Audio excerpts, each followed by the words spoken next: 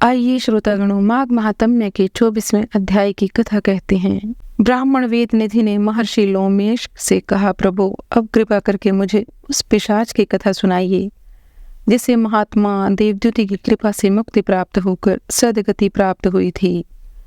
ब्राह्मण वेद निधि की प्रार्थना पर महर्षि लोमेश ने उन्हें निम्नलिखित कथा सुनाई। प्राचीन काल में द्रविड़ देश में चित्ररथ नाम का राजा राज्य करता था। वह संपूर्ण शास्त्रों का ज्ञाता, विद्वान तथा शूरवीर था, परंतु साथ ही अति विषयी एवं कामाचारी भी था।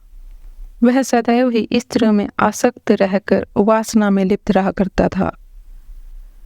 उसे संपूर्ण शास्त्रों का ज्ञान था, तथापि उसके हृदय में धर्म और ईश्वर के प्रति कोई आस्था नहीं थी। वह नास्तिकों के समान प्रश्न करता था कि भगवान कौन है, कहाँ रहते हैं, किसने उन्हें देखा है। इस प्रकार के निरर्थक प्रश्न करते हुए वह सदैव ही पापाचार में लिप्त रहा करता था।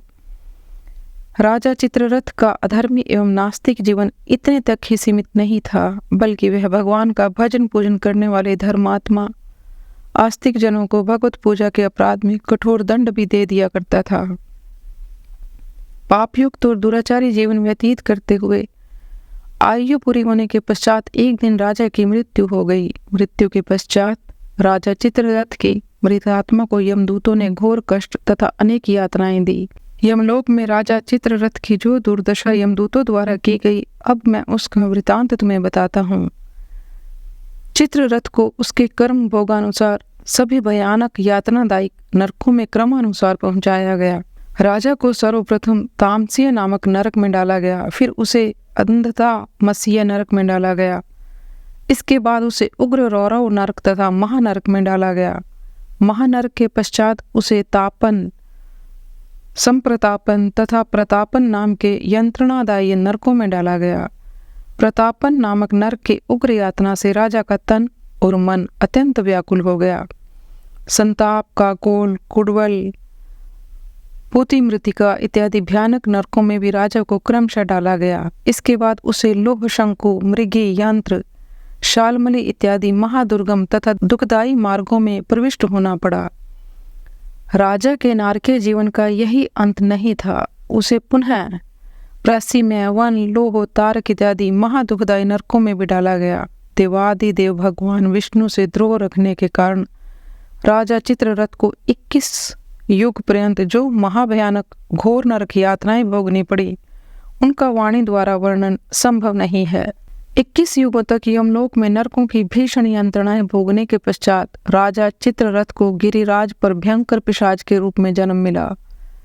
पिशाच योनि में राजा का जीवन भयानक दुखों और कष्टों में घिरा हुआ था। वह सदैव ही भूख तथा प्यास से व्याकुल होकर भटकता रहता था।